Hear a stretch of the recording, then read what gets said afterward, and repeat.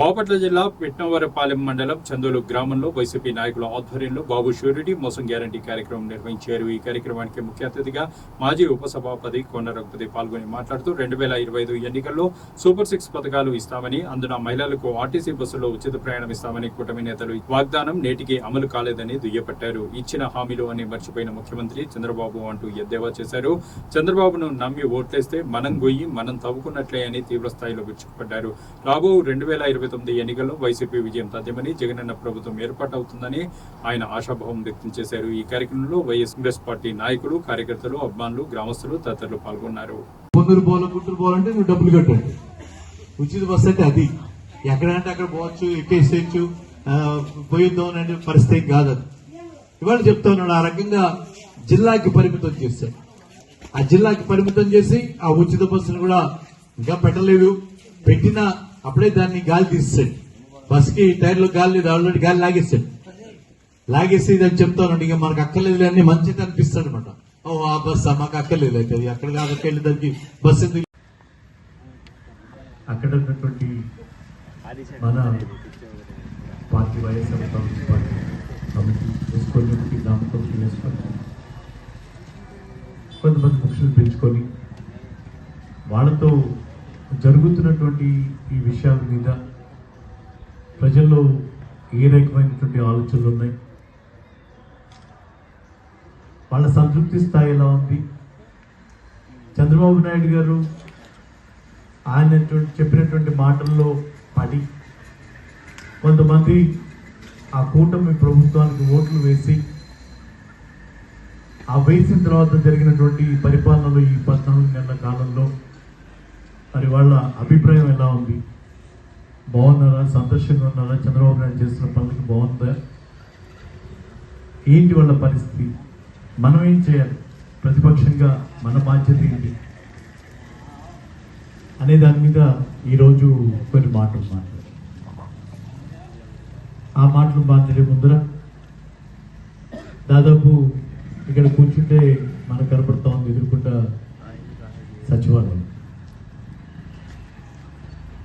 జగన్మోహన్ రెడ్డి గారి పరిపాలన గురించి కూడా ఒకసారి జ్ఞాపకం చేసుకోవాల్సినటువంటి బాధ్యత మన మీద. వైఎస్ఆర్ కాంగ్రెస్ పార్టీ రాజశేఖర రెడ్డి గారు చనిపోయిన తర్వాత ఆయన ఆలోచనల్ని, ఆశయాల్ని కొనసాగించడానికి ఏర్పడినటువంటి పార్టీ వైఎస్ఆర్ కాంగ్రెస్ పార్టీ. దివంగత నేత రాజశేఖర రెడ్డి గారు ఆ రోజు ఏ రకంగా పేదవాడి పక్షాన్ని నిలబడ్డాడు, ఏ రకంగా మరి పేదవాడి బతుకుల్లో వెలుగులు నింపాలి, వాళ్ళ సమస్యలకి పరిష్కారం చూపించాలి అనేటువంటి దాంట్లో ఆ రోజు ఆయన పరిపాలనలో తీసుకున్నటువంటి నిర్ణయాలు, ఫీజు రీంబర్స్మెంట్ అయితేనేమి, ఆరోగ్యశ్రీ అయితేనేమి, చాలా పెద్ద పెద్ద విషయాలు. ఆ 2 సందర్భాల్ని మనం ఖచ్చితంగా జ్ఞాపకం చేసుకోవాలి. ఎందుకంటే రాజశేఖర రెడ్డి గారు ఒక మాట అంటుండేవారు, పేదవాడు మరింత పేదరికంలోకి నెట్టబడేటువంటి సందర్భం, ఆ పేదవాడిలో పిల్లలు చదువుకి ఎక్కొచ్చి బాగా చదువుకుంటూ ఉంటే ఉన్నత చదువులు చదివించడానికి ఆ కుటుంబ సభ్యులు ఆయన కాడికి ఆస్తుల్ని తాకట్టు పెట్టో అమ్ముకోనో పిల్లల్ని చదివించుకోవడానికి చేసేటువంటి ప్రయత్నాన్ని నాకు తెలుసు అనేవాడు. అలాగే రాకూడనటువంటి జబ్బు వచ్చి ఆ జబ్బు నయం చేయించుకోవడానికి ఆయన కాడికి ఆస్తులు అమ్ముకున్నటువంటి కుటుంబాన్ని చూశాననేవాడు.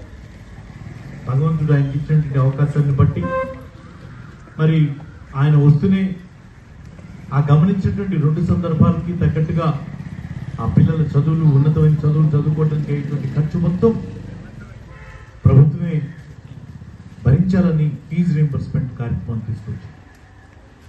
అలాగే ఆ పేదవాడికి కార్పొరేట్ వైద్యం అందించాలని, ఒక ధైర్యం ఇవ్వాలని రాజీవ్ ఆరోగ్యశ్రీ అని చెప్పి ఒక నామకరణం చేసి కార్పొరేట్ వైద్యానికి మనకి అందుబాటులో తీసుకొచ్చి, అంతకుముందు పరిస్థితులు రాజశేఖర రెడ్డి గారు చెప్పినటువంటి ఏ రకంగా రాకూడనటువంటి జబ్బుల నుంచి మనిషికి మరణం తప్పించి గత్యంతరం లేదు, లేకపోతే ఆస్తులు అమ్ముకొని రోడ్లు పాలవడం తప్పించి అవకాశం లేదనేటువంటి పరిస్థితి నుంచి రాజీవ్ ఆరోగ్యశ్రీ అని తీసుకొచ్చి రాజశేఖర రెడ్డి గారు ఒక భరోసా.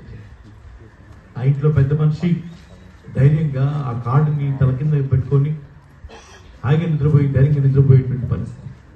లేదు ఏదైనా బాగుండకపోతే నన్ను మణిపాల్ హాస్పిటల్ తీసుకెళ్ళు, నన్ను ఎన్ఆర్ఐ హాస్పిటల్ తీసుకెళ్ళని ధైర్యంగా పిల్లలకి చెప్పి వెళ్ళి వైద్యం చేసుకునేటువంటి పరిస్థితి.